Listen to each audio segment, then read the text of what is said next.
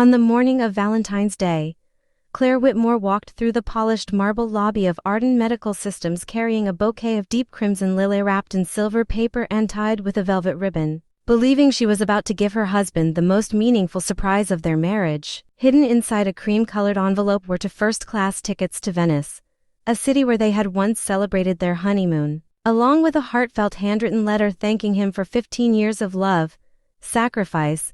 and the dreams they had built together despite countless challenges. Claire rarely visited the company's headquarters because she preferred managing the family's investment office away from cameras, while her husband, Daniel Whitmore, enjoyed the spotlight as the celebrated founder whose speeches inspired investors and employees alike. As she entered the enormous glass atrium, she noticed elegant decorations, musicians playing soft classical music, and hundreds of employees gathering beneath a giant digital display. Assuming the occasion was another company celebration arranged to reward the hard-working staff after months of intense corporate negotiations, the cheerful atmosphere disappeared from Claire's heart in an instant when Daniel confidently stepped onto the decorated stage beside Vivian Hart, the company's accomplished chief executive, whose intelligence and charisma had earned widespread admiration throughout the organization. Before Claire could understand the scene unfolding before her eyes, Daniel knelt gracefully, opened a luxurious velvet ring box sparkling beneath the bright lights, and asked Vivian to marry him, while the entire crowd burst into thunderous applause and raised their phones to record the unforgettable moment. Claire remained perfectly still as the bouquet slowly slipped through her trembling fingers, watching Vivian accept the proposal through joyful tears before Daniel embraced her and kissed her in front of every employee gathered inside the building. At that exact moment, Daniel looked across the crowded atrium and locked eyes with Claire, and the horror spreading across his face revealed that he never imagined his carefully hidden deception would be exposed so publicly and so suddenly. Without creating a scene, Claire quietly turned around,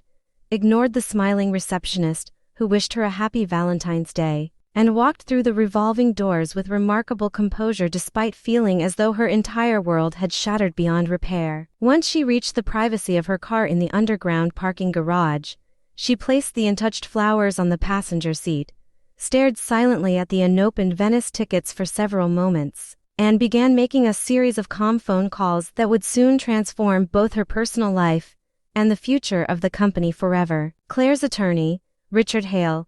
answered on the second ring, immediately sensing from the unusual steadiness in her voice that something far more serious than a family disagreement had occurred, and he listened in stunned silence as she briefly described what she had witnessed before instructing him to activate every protective clause attached to the Whitmore family trust. Richard carefully reminded her that withdrawing the trust's financial guarantees would immediately suspend several major transactions and trigger emergency reviews throughout the corporation. But Claire replied without hesitation that every decision had already been made the moment her husband chose to build a new future while pretending their marriage no longer existed. By the time Claire arrived at her quiet lakeside estate, her phone had filled with dozens of missed calls, urgent text messages, and increasingly desperate voicemails from Daniel, whose carefully controlled public image had begun collapsing as news of the frozen financial arrangements reached senior executives. She placed the flowers on the kitchen counter without removing their wrapping, set the unopened travel envelope beside them, and stared through the large windows overlooking the water, realizing that the vacation she had planned to save their marriage had instead become the final reminder of everything she had already lost. The peaceful silence ended when the front doorbell echoed through the house, followed moments later by another longer ring and the unmistakable sound of Daniel calling her name from the front porch with a mixture of panic and disbelief that she had never heard from him before. Claire remained where she stood until another series of frantic knocks rattled the heavy wooden door, and only then did she walk slowly into the hallway, looking through the narrow glass panel to see her husband standing outside with his expensive suit wrinkled, his hair disheveled, and his confidence replaced by unmistakable fear. When Claire answered with remarkable calm, asking him exactly how a public marriage proposal, a diamond ring, and a passionate kiss in front of hundreds of employees could possibly resemble anything other than a deliberate decision, leaving him speechless as every excuse dissolved before it reached his lips. Daniel's phone suddenly began ringing again, and although he attempted to ignore the call, Claire noticed the worried expression spreading across his face after glancing at the screen. making it obvious that the company's directors had already learned about the financial actions taken by the Whitmore Family Trust. When he nervously demanded to know what she had done, Claire quietly explained that she had merely exercised the legal rights that had always belonged to her family, reminding him that genuine ownership never depended on magazine covers, conference speeches, or public admiration but on agreements that he himself had willingly signed years earlier. Daniel struggled to remain composed as he argued that withdrawing the family's financial backing would endanger thousands of employees who had devoted years of their lives to the company, insisting that personal heartbreak should never interfere with the future of an organization built by countless hardworking people. Claire listened without interrupting before quietly reminding him that protecting those employees had been his responsibility long before he chose to deceive both his family and the executive team, and that every consequence unfolding now had begun with his own decisions rather than hers. As the conversation grew heavier, Claire picked up the unopened envelope containing the Venice tickets and placed it gently in Daniel's hands, explaining that she had planned the surprise because she believed distance from work might help them repair the growing silence that had settled between them over the past year. Daniel stared at the airline reservations and handwritten letter with trembling hands, realizing that while he had been preparing a public proposal for another woman, his wife had still been searching for ways to save the marriage he had quietly abandoned. For several long moments neither of them spoke, and the silence carried more truth than any explanation Daniel attempted to offer because every excuse sounded hollow beside the evidence resting inside the envelope. Claire finally broke the silence by telling him that trust rarely disappears in a single dramatic moment, explaining that it is usually destroyed by hundreds of small lies that slowly convince one person that honesty no longer matters to the other. Daniel pleaded for another chance, promising to end his relationship with Vivian immediately and insisting that he had allowed ambition, pride,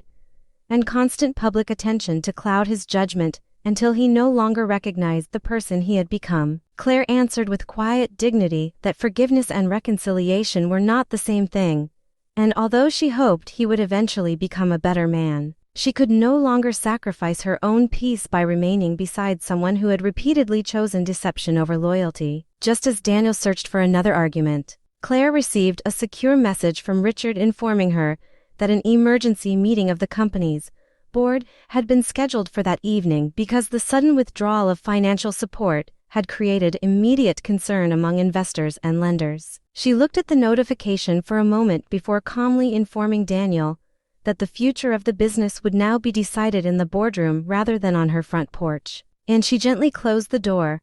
leaving him standing alone with the realization that some opportunities disappear forever once trust has been broken. That evening, Claire joined the emergency board meeting through a secure video conference from the quiet library of her home, where every director appeared unusually serious because the financial reports delivered during the previous hour had revealed just how dependent the company had become on the Whitmore Family Trust. Daniel appeared on the screen from the executive conference room looking exhausted and distracted, and for the first time in many years the confidence that had defined his public image was replaced by uncertainty as every pair of eyes turned toward him for answers. The chairman formally opened the meeting by confirming that the trust had suspended all discretionary financial support pending further review. Asking Claire whether the notice submitted by her attorney represented the official position of the majority shareholder, Claire calmly confirmed the decision and explained that every action had been taken according to long-established legal agreements, adding that protecting the company's long-term stability required honest leadership and transparent governance rather than carefully maintained public appearances. Several directors then questioned Daniel about his undisclosed personal relationship with Vivian and whether he had knowingly allowed employees, investors, and senior executives to believe that he was unmarried,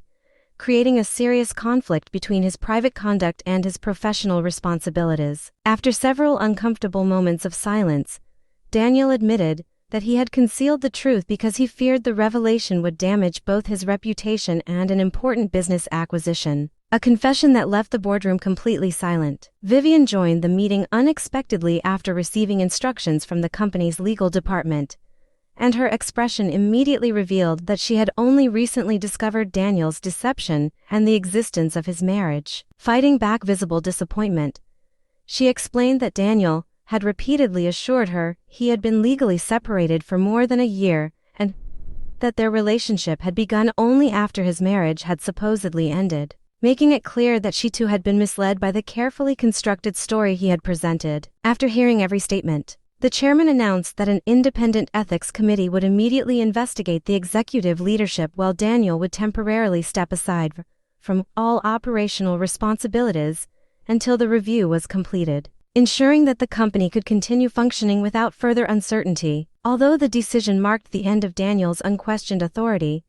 Claire felt no satisfaction in watching his downfall because she understood that genuine justice was never about revenge but about restoring honesty, accountability, and respect to an organization that deserved far better leadership. Over the following weeks, the independent investigation confirmed that Daniel had repeatedly misrepresented important personal information to senior leadership and had allowed false assumptions to influence critical business relationships, forcing the board to permanently remove him from every executive position within the company. Claire worked closely with the directors and outside advisors to stabilize operations, reassuring employees that the organization's mission would continue without interruption and that every decision moving forward would be guided by integrity rather than personal ambition. Vivian chose to resign from her executive role after publicly acknowledging that she had unknowingly become part of a painful deception, and before leaving she met privately with Claire to offer a sincere apology for the circumstances that had caused so much heartbreak. Claire accepted the apology with grace,